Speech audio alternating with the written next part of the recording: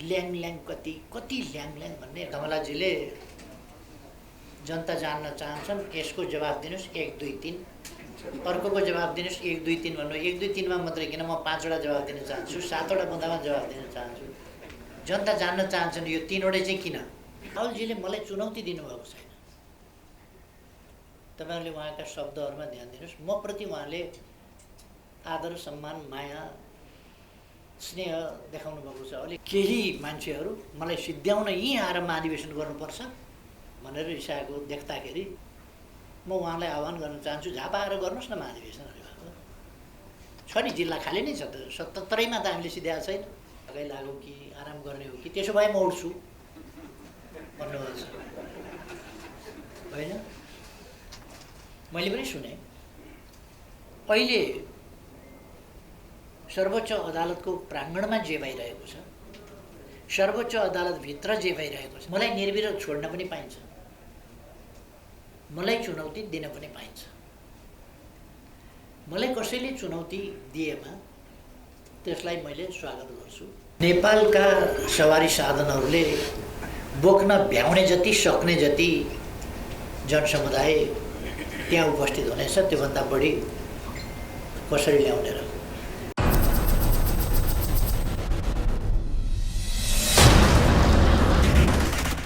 हामी 2 सत्रमा महाधिवेशन गर्छौँ। उद्घाटन सत्र जो खुला हुनेछ र व्यापक जनसहभागिताका साथ हुनेछ। अर्को बन्द सत्र जहाँ प्रतिनिधिहरू मात्रै हुनेछ। यसपल्ट बन्द सत्रमा मुख्य रूपमा नेतृत्व निर्माणको काम हुनेछ, नेतृत्व चाहिनेको काम। हामीले देश बनाउने नीतिहरू, कार्यक्रमहरू, योजनाहरू हाम्रो विधान महाधिवेशनबाट 2 महिना अगाडि नै, पौने 2 महिना अगाडि हामीले पारित गरिसकेका छौँ, सार्वजनिक भइसकेका छौँ। त्यसकारण हामी फेरि त्यसमा गइरहनु परेन।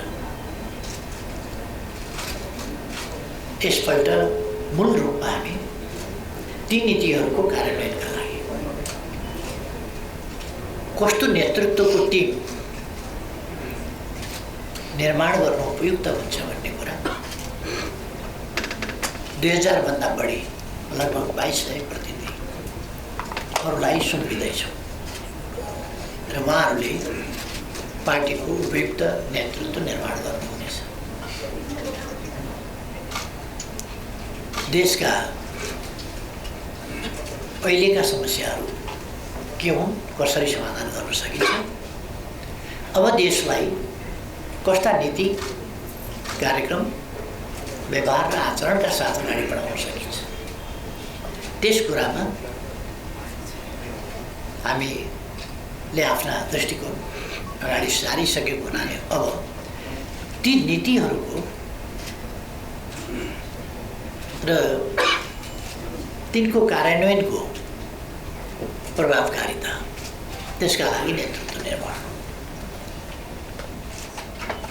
अहिलेको महाधिवेशनको मुख्य एजेन्डा हो। स्वाभाविक रूपमा नेकपा एमाले जस्तो पार्टीको अस्ति गोदावरीमा हामीले जनसहभागिता सहितको उद्घाटन सत्र गरेनौँ, तर 6347 प्रतिनिधिहरू प्रतिनिधिकै रूपमा उपस्थित गराएर 8000 भन्दा बढी आसपासमा समेत गर्दा परिचालन गरेर महाधिवेशन गरेका थियौँ। र सामान्यतः भन्ने हो भने साधारणतया मानिसहरूले गर्ने, पार्टीहरूले गर्ने आमसभा जत्रो त बन्द सत्र नै थियो, 6347। सँगसँगै हामीले त्यस्तो पार्टी जसले ती नीतिहरू कार्यान्वयन गरेर देशको समस्या समाधान गर्ने र देशलाई अगाडि बढाउने अभिभार आफ्नो काममा बोकेको ठान्दछ, त्यस्तो पार्टीको सञ्चालनका लागि पार्टी सञ्चालनका नियम, विधि, त्यसको वैधानिक व्यवस्था, पार्टीगत वैधानिक व्यवस्था कस्तो हुन्छ र त्यसको तादात्म्यता नेपालको संविधान, नेपालका कानुन र त्यस अधीनमा रहेर पार्टी सञ्चालनको विधिगत व्यवस्था त्यो पनि विधान महाधिवेशनबाट सम्पन्न गरिसकेका छौँ। अब यस सम्बन्धमा योभन्दा बढी मैले केही भनिरहनु पर्ला जस्तो लाग्दैन। अहिले कोभिडको समय भएको हुनाले धेरै ठुलो बाहिरबाट आउने डेलिगेसन अथवा विदेशी डेलिगेसन, विदेशी प्रतिनिधिमण्डलहरू त्यति ठुलो सङ्ख्यामा हुँदैनन्, किनभने कोभिडको समय छ। त्यसकारण हामीले अप्सन दिएका छौँ, त्यसअनुसार नै ठिकै सङ्ख्यामा आउनेछन्। नेपालका सवारी साधनहरूले बोक्न भ्याउने जति, सक्ने जति जनसमुदाय त्यहाँ उपस्थित हुनेछ। त्योभन्दा बढी कसरी ल्याउने र पैदल हिँडेर आउन सकिने ठाउँका मान्छे पैदल हिँडेर आउनेछन् र सबै भेहिकलका प्रयोग हुनेछन्। त्यसबाट केही, सबै भन्नाले केही निजी भेहिकलहरू त नजालान्, बाँकी सार्वजनिक ठुला सवारी साधनहरू, लामो दूरीमा चल्ने सवारी साधनहरू, बसहरूको मैले कुरा गरेको हुँ। तिनीहरूले बोक्न सक्ने, भ्याउन सक्ने सम्मको उपस्थिति त्यहाँ हुनेछ। कति छ नेपालका, महत्त्वपूर्ण प्रश्न उठाउनुभयो भन्ने कुरा यताबाट पनि सही छाप भएकोले झन् पुष्टि भयो। एउटा अलिकति मिसइन्टरप्रिटेसन गर्नु हुँदैन कि जस्तो लाग्छ। राहुलजीले मलाई चुनौती दिनुभएको छैन। तपाईँहरूले उहाँका शब्दहरूमा ध्यान दिनुहोस्। म प्रति उहाँले आदर, सम्मान, माया, स्नेह देखाउनु भएको छ। अलिक बढी खट्नुहुन्छ, थकाइ लाग्यो कि आराम गर्ने हो कि, त्यसो भए म उठ्छु भन्नुभएको छ, होइन? मैले पनि सुने। त उहाँले कुनै चुनौती भन्नुभएको छैन, उहाँले सुझाव दिनुभएको छ। उहाँको स्नेहपूर्ण सुझावबाट म प्रभावित छु। राम्रो हो यो सुझाव। एक खालका निकै मान्छेहरूले मन पराउने खालको पनि सुझाव हो यो सुझाव चाहिँ। मैले अध्यक्ष नउठेर विश्राम लिए हुन्थ्यो भन्ने अरू पनि पार्टी बाहिरका पनि केही मान्छेहरूको त्यो सुझाव छ, त्यो यसो देखिन्छ। तर राहुलजीको त्यो होइन। उहाँले चाहिँ म प्रति अत्यन्तै स्नेहभाव देखाउनु भएको छ। एउटा नेकपा एमाले लोकतान्त्रिक पार्टी हो। यसमा कुनै प्रकारको जोर जुलुम, कर्का वा दबाब हुँदैन।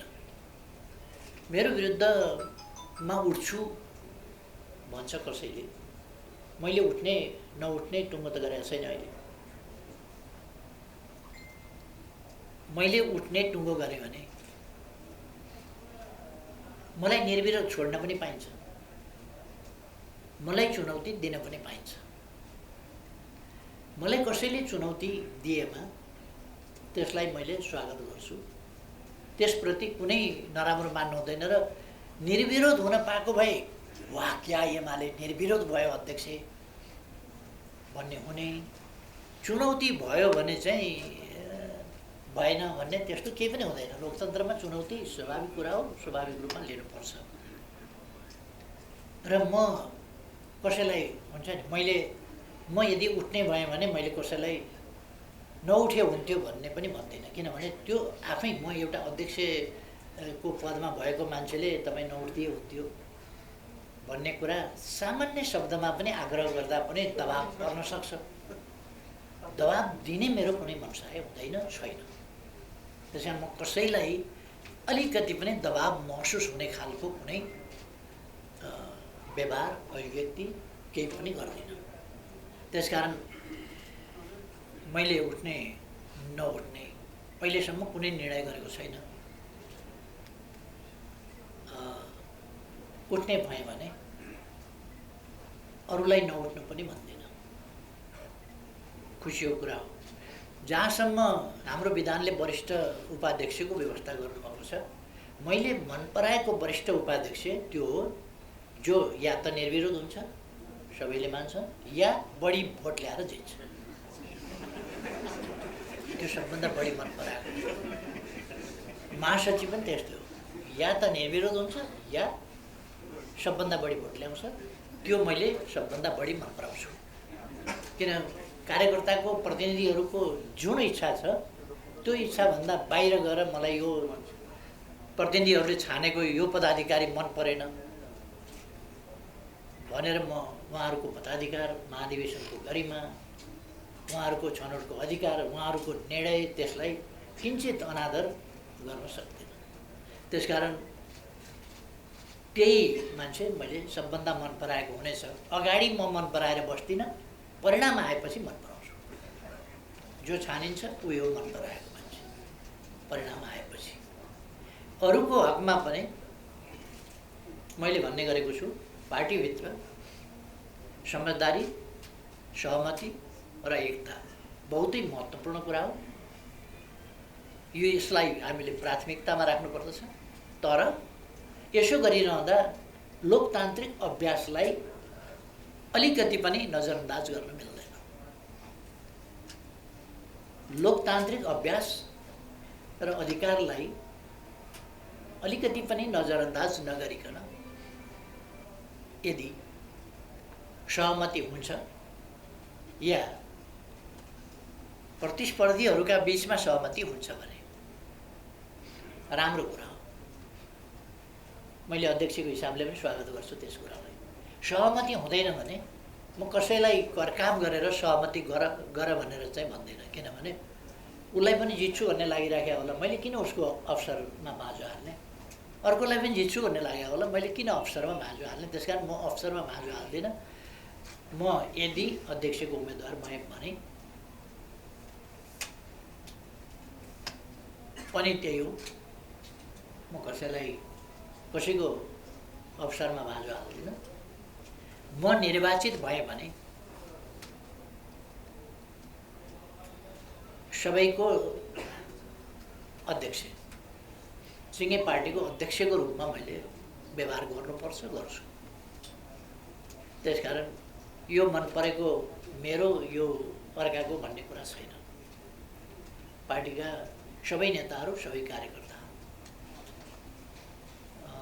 मेरो नजरमा उस्तै हो, सबै निकट हुनुहुन्छ। यो ऋषि धमलाजीले जनता जान्न चाहन्छन्, यसको जवाब दिनुहोस् 1 2 3, अर्कोको जवाब दिनुहोस् 1 2 3 भन्नु। 1 2 3 मा मात्रै किन, म 5 वटा जवाब दिन चाहन्छु, 7 वटा बुँदामा जवाब दिन चाहन्छु। जनता जान्न चाहन्छन्, यो 3 वटै चाहिँ किन? धमलाजीको कुरा।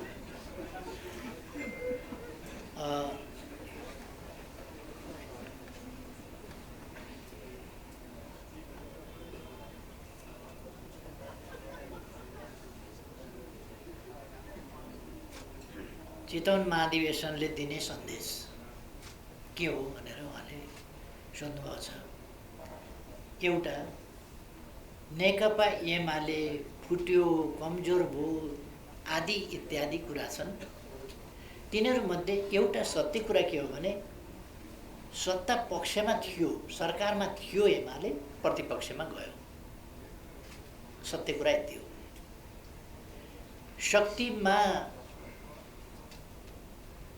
यो एउटा ठुलो सुदृढीकरणको मौका पनि मिलेको छ र पार्टी लामो समयपछि एक लय एक तालमा अगाडि बढ्ने अवसर मिलेको छ।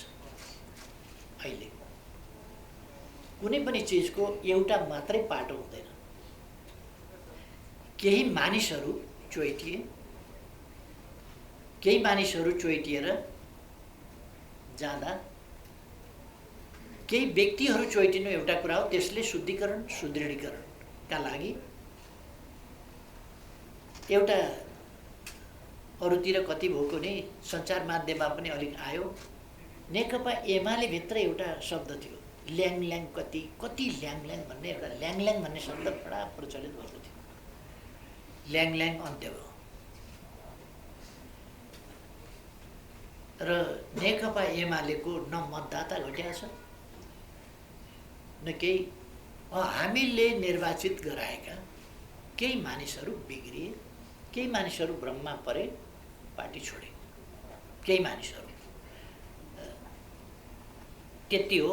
तर त्योभन्दा बढी पार्टी प्रवेश गर्ने, तपाईँहरू सुन्नुहुन्छ होला कति मान्छेले पार्टी छोडेका थिए, दिनमा कति प्रवेश गरिरहेका छन्।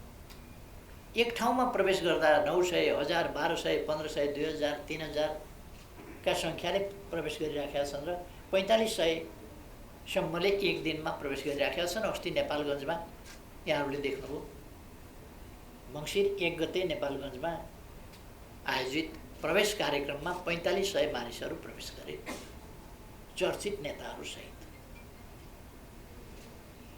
त्यसभन्दा अगाडि 29 गते धनकुटामा 900 मान्छे त्यस दिन प्रवेश गराइयो। अरू साथीहरू प्रवेश गराउन भ्याइएन, अरू पछि गराउने भनियो। त्यसभन्दा अगाडि झापामा 3000 मान्छे एक दिन प्रवेश गराइयो, भ्याइएन। 1500 को लिस्ट बाँकी रह्यो, अर्को दिन फेरि गरौँला भनियो। तसर्थ नेकपा एमाले एकजुट छ, सुदृढ छ, व्यापक छ, विस्तृत छ भन्ने सन्देश जनता नेकपा एमालेको साथमा छ भन्ने सन्देश। नेकपा एमालेका विचारहरू मलाई अत्यन्त खुसी लाग्यो। नेकपा एमाले विधान महाधिवेशनबाट आफ्ना राष्ट्र निर्माण सम्बन्धी, आफ्ना विदेश नीति सम्बन्धी, आन्तरिक नीति सम्बन्धी, राष्ट्र निर्माणका निम्ति विकासका विभिन्न क्षेत्रका नीतिहरू प्रस्तुत गर्यो। सङ्गठन सञ्चालन सम्बन्धी लोकतान्त्रिक विधि के हुन सक्छ त्यो प्रस्तुत गर्यो। त्यसमाथि कुनै नकारात्मक टिप्पणी आउन सकेन। प्रतिपक्ष राजनीतिक शक्तिहरूबाट पनि, पार्टीहरूबाट पनि आएन। बौद्धिक जगतबाट पनि कुनै नकारात्मक या आलोचनात्मक वा असहमतिका स्वरहरू वा टिप्पणीहरू आएन। बडो खुसीको कुरा। नेपालमा हामीले संविधान जारी गर्दा डिबेट रह्यो, तर नेकपा एमाले जसरी सर्वसम्मत रूपमा आफ्ना नीतिहरू पारित गरेर प्रस्तुत गर्यो, त्यसै गरी सिङ्गो देशको असहमतिको आवाज सुनिएन। यो नीतिमा यस्तो असहमति भन्ने आवाज सुनिएन र एउटा राष्ट्रिय सहमतिको, नीतिगत सहमतिको वातावरण, राष्ट्र निर्माणको सम्बन्धमा नीतिगत सहमतिको वातावरण देखियो। किन देशको सबभन्दा ठुलो पार्टीको महाधिवेशनले राष्ट्र निर्माणका नीतिहरू अगाडि सार्यो। सबैलाई थाहा छ, नमाने पनि, भन्न नमिले पनि, अब आउने सरकारबाट नेकपा एमाले नै बहुमतमा आउने हो, त्यसैले सरकार बनाउने। सबैलाई थाहा छ। अहिले नै सबैले भन्न मिलेन, हामीले साँचो कुरा बोल्न नमिल्ने कुरा छैन। अरू कतिपयलाई त भन्न मिल्दैन, त्यो हामीले बुझेका छौँ। त्यसो भएर अब ती नीतिहरू एक ढङ्गले भन्ने हो भने राष्ट्रिय रूपमा नै डिस्प्युट बिना एडप्टेड, 2 महिनासम्म कुनै पनि विद्वान, बुद्धिजीवी, आलोचक, समीक्षक कसैको पनि यो त राष्ट्र निर्माण सम्बन्धी नीतिहरू हो नि, यसमा त बहस आउन सक्थ्यो, प्रतिक्रिया आउन सक्थ्यो, टिप्पणीहरू आउन सक्थे, आलोचना आउन सक्थ्यो।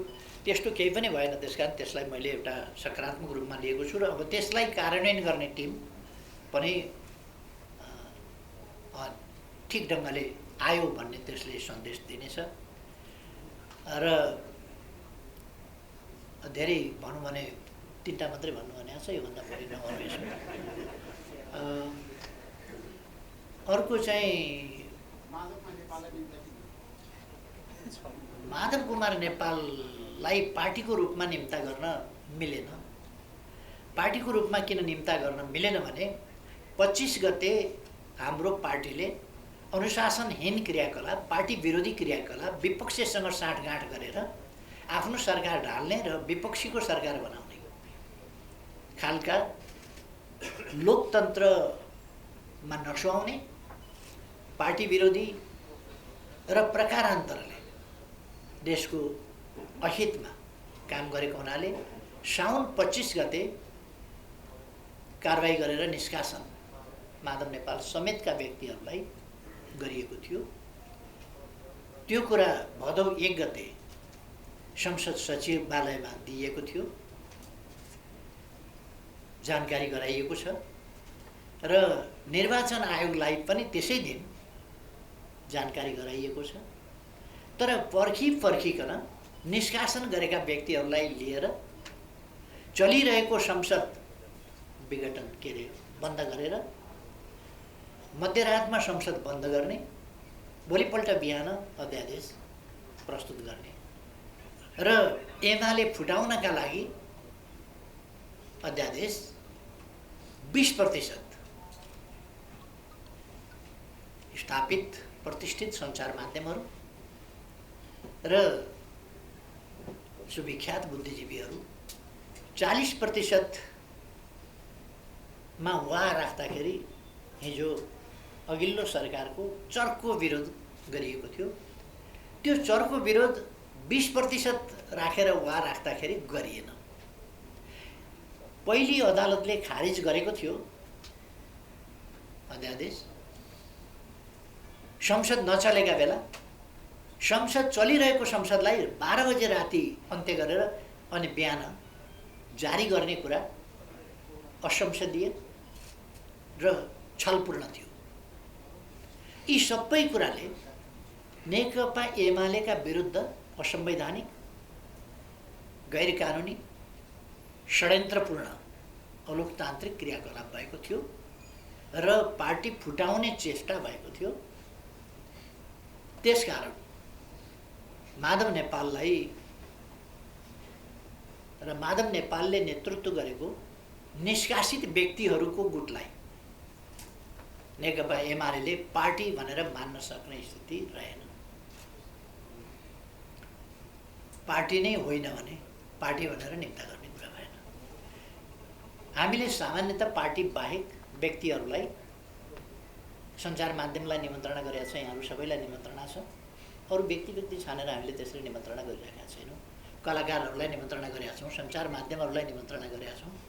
यहाँहरूलाई स्वागत छ, अवश्य पाल्नु होला। अरू व्यक्तिहरूलाई हामीले व्यक्तिगत तवरमा निम्ता गर्ने गरेका छैनौँ। महाधिवेशन कहाँ गर्ने भन्ने समस्या हुने भयो। पछिल्लो पल्ट प्रचण्डजी चितवन चुनाव लड्न जानुभयो। पहिले रोल्पा जानुभयो। रोल्पातिर महाधिवेशन गरौँ भने पहिले उहाँले लडेका ठाउँ, सिराहातिर गरौँ भने अलिक पछि लडेका ठाउँ, काठमाडौँमा गर्दा उहाँ काठमाडौँ पनि चुनाव लडेका ठाउँ। पछिल्लो पल्ट उहाँ चितवनमा चुनाव लड्नुभयो। हामीले त हाम्रो पार्टीको महाधिवेशन गरिरहेका छौँ, अरूको महाधिवेशन होइन, हाम्रो पार्टीको महाधिवेशन। म उहाँलाई आह्वान गर्न चाहन्छु, झापा आएर गर्नुहोस् न महाधिवेशन। छ नि, जिल्ला खाली नै छ त, 77मा त हामीले सिध्याएको छैन। कोही चुनाव कहीँबाट लडेको छ भन्दैमा जिल्लै उसको हुने र त्यहाँ अरूले पाइलो टेक्न नहुने। म त्यो बाटो हिँडेर गएँ भने उहाँले भन्न बेर छैन, मलाई सिद्ध्याउन यही बाटो हिँड्नुपर्छ उसले। अलिकति ज्यादती हुँदैन र त्यसो गर्दा हामी हाम्रो महाधिवेशन गर्दैछौँ। उहाँको भनाइ तपाईँहरूले एमाले भनेको, खोइ एमाले नै भन्नुभएको छ कि छैन मलाई थाहा छैन, तर हामीलाई होइन कि जस्तो पनि मलाई लाग्यो। किनभने नेकपा माले सीपी मैनालीजीको नेतृत्वको पार्टीले चितवनमै महाधिवेशन गरेर हिँडेकै भोलिपल्ट उहाँले केही मान्छेहरू मलाई सिद्ध्याउन यहीँ आएर महाधिवेशन गर्नुपर्छ भनेर रिसाएको देख्दाखेरि सीपीजीलाई भने हो कि हामी किन बेकार अरूलाई भनेका ठाउँमा हामी किन हामीलाई तोकेर भनेको छैन होला कि जस्तो लाग्छ है मलाई। हामीलाई नै भन्न खोज्नु भएको हो भने त उहाँसँग हाम्रो कुनै लिनु दिनुको कुरै होइन। उहाँ आफ्नो पार्टी चलाउनुहुन्छ, उहाँको निर्वाचन क्षेत्रमा गएर मैले गरेँ भन्ने लाग्छ भने मेरो निर्वाचन क्षेत्रमा आएर गर्नुहोस् न, उहाँ पनि दमकमा। दमकमा गरे हुन्छ। अब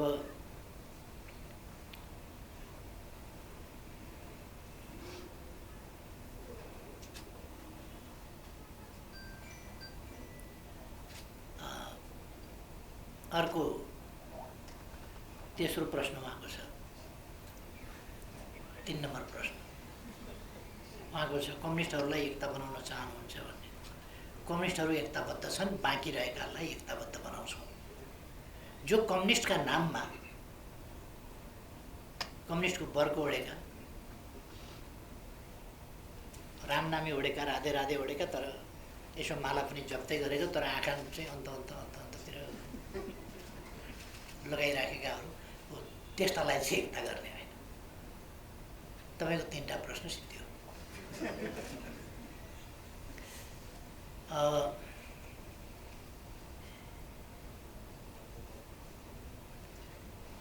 हामीले राष्ट्रिय निर्वाचनमा पनि उपनिर्वाचनमा इलेक्ट्रोनिक भोटिङको प्रयोग गरिसकेका हौँ।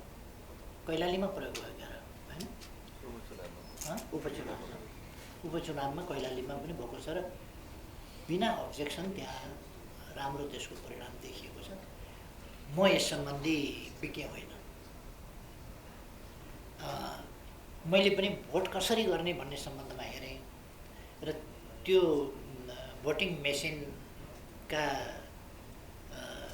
चालक सञ्चालकहरूले त्यसको ब्रिफिङ गर्नुभयो र भोट कसरी खसाउने भन्ने कुरामा पार्टीको तर्फबाट त्यसको हेरविचार गर्ने, त्यसको प्रयोग गरी हेर्ने, त्यसलाई छोएर भोट हाली हेर्ने, भोट बदर गरी हेर्ने, एउटा गलत ठाउँमा परेछ भने बदर गरी हेर्ने, फेरि सच्याएर अर्को ठाउँमा हेरिहेर्ने आदि कुराहरूको अभ्यास भीम रावलजीले गर्नुभयो र उहाँले गरेपछि मैले हेरेँ र मलाई भोट खसाउन पनि जाने जस्तो लाग्यो। उहाँले राम्रै अभ्यास गर्नुभयो र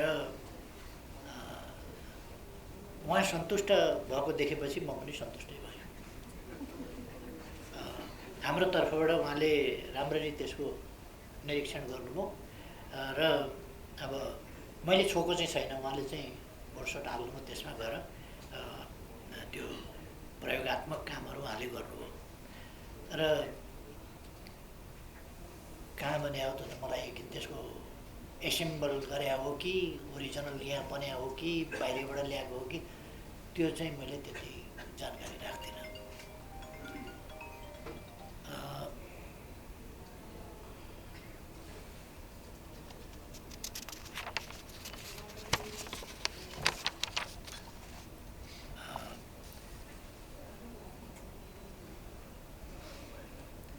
नेपाली संस्कृतिको बारेमा, नेपालको हाम्रो इतिहासको बारेमा, गौरवपूर्ण इतिहास, गौरवपूर्ण संस्कृति, सांस्कृतिक विविधता, सांस्कृतिक सम्पदाको उत्कृष्टता आदिको बारेमा नेकपा एमाले सचेत छ, हामी पनि सचेत छौँ र तत्सम्बन्धमा हाम्रा नीतिहरूमा पनि नेपालको संस्कृतिको सम्बन्धमा हामीले बोलेका छौँ र त्यसलाई हामीहरू अगाडि बढाउँछौँ।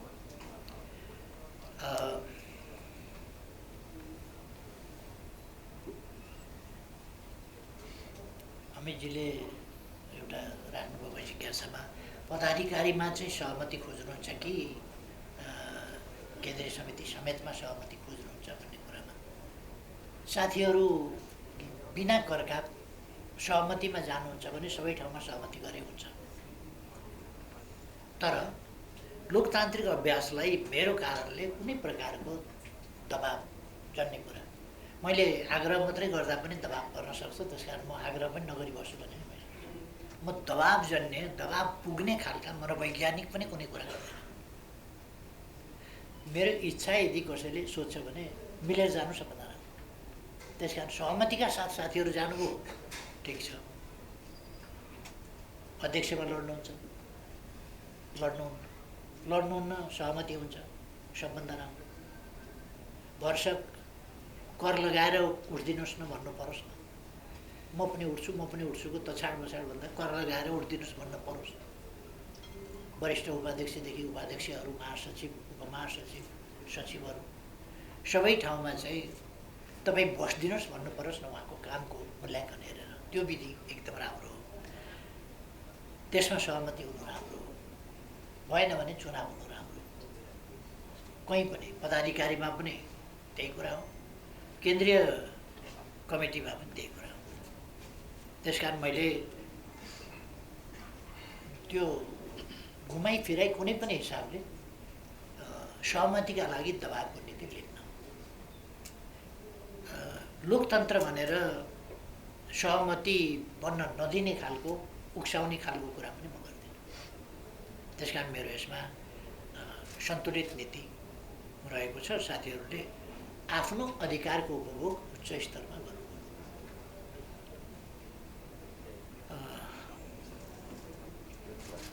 एउटा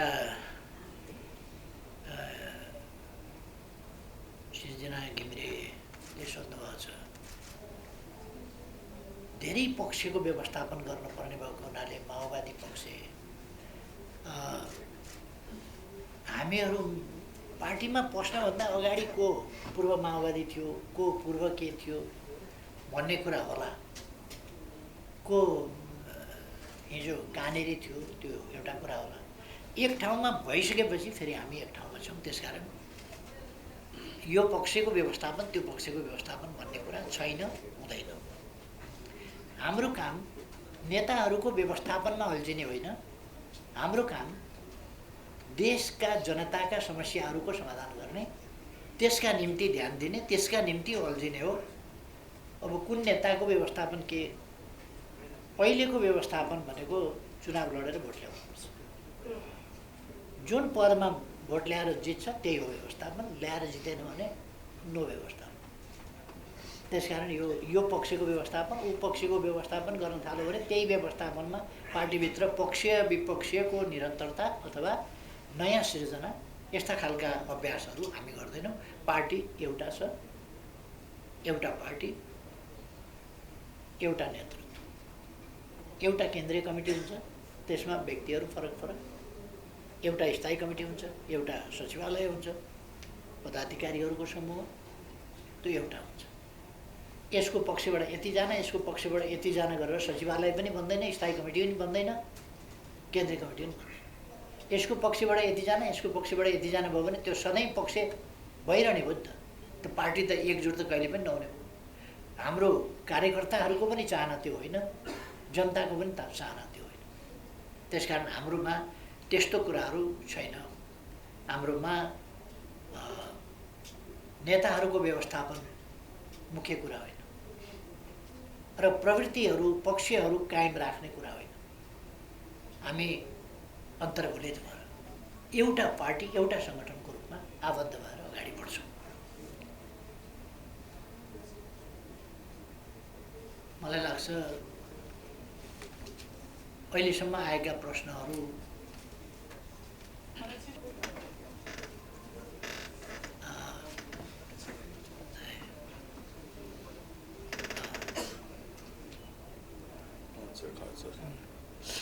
मञ्च बनाउन अलिकति खर्च त लाग्ने नै भयो। तपाईँहरूलाई एउटा कुरा भन्न चाहन्छु। अब ठुलो परिवार भएपछि खाना खर्च नै ठुलो हुन्छ। आदेशबाट हटाइयो। अर्को प्रधानमन्त्री पनि संसदले थाहा नपाइकन निर्वाचित गर्नुपर्ने थलोले, जनताको प्रतिनिधि थलोले, सार्वभौम जनता, सार्वभौम सत्ता सम्पन्न जनताको प्रतिनिधित्व गर्ने थलोले प्रधानमन्त्री कसलाई नियुक्त गरियो भन्ने पनि थाहा पाएन र प्रधानमन्त्री नियुक्त भयो। मैले अस्ति पनि एक ठाउँ बोलेको थिएँ, विश्वासको मत लिनका लागि संसद बोलाइयो र विश्वासको मत माग्यो।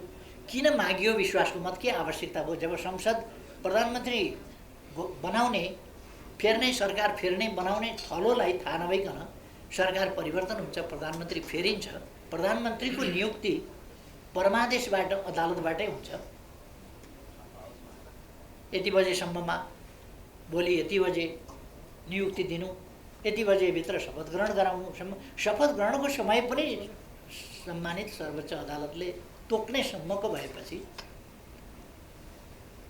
यो बडा विचित्रको कुरा हो।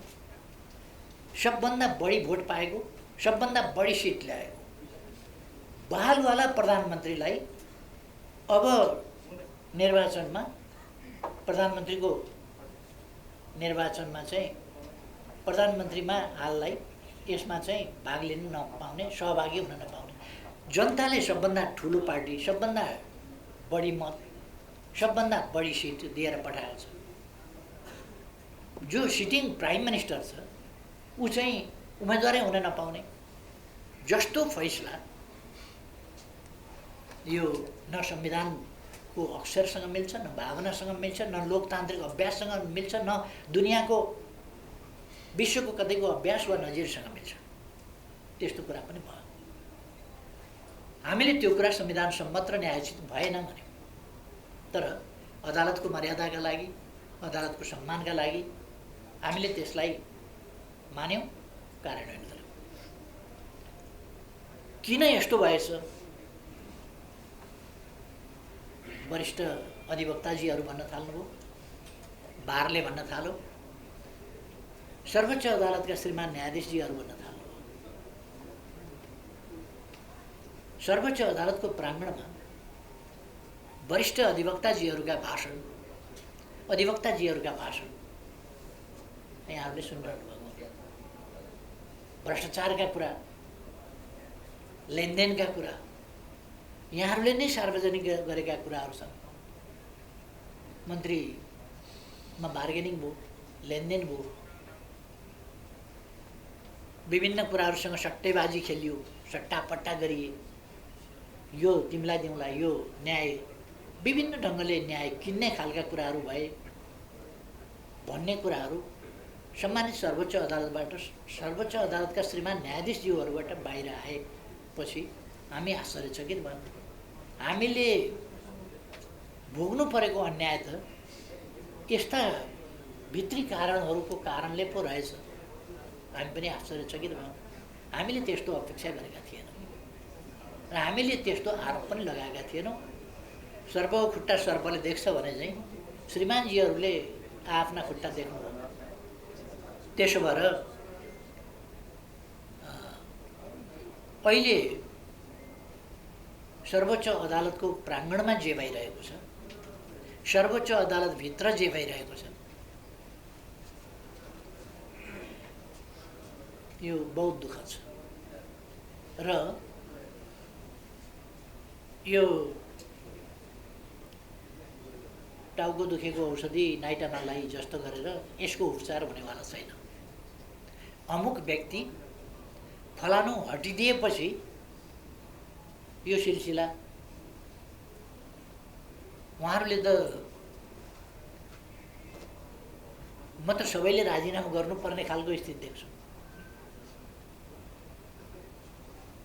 उहाँहरूप्रति यत्रो प्रश्न उठिसकेपछि, यत्रो सेटिङमा सहमत भएर फैसलाहरू गरेको देखिसकेपछि उहाँहरूले त राजीनामा गर्नुपर्ने जस्तो लाग्छ। अनि फलानाले राजीनामा गर्दा हुन्छ भन्ने जस्तो कुराले यसको न्यायिक क्षेत्रको प्रदूषण यति एउटा कुराले हट्ला, मलाई त्यस्तो लाग्दैन। लागेको क्यान्सर छ, कुखुराको अन्डा मनसाउने, कुखुराको अन्डा मनसाएर क्यान्सर निको हुन्छ। त्यसो भएर यसको राम्रै उपचार, अपरेसन, केमो के गर्नुपर्छ त्यो अलिक ओभरअलै गर्नुपर्छ कि जस्तो लाग्छ। हामी चाहन्छौँ जे न्यायिक क्षेत्रमा देखिएको छ, बारको भूमिका जे देखिएको छ त्यो, र अधिवक्ताज्यूहरू, विद्वान अधिवक्ताज्यूहरूको अभ्यास जस्तो खालको देखिएको छ त्यो सिक्न लागेको छैन।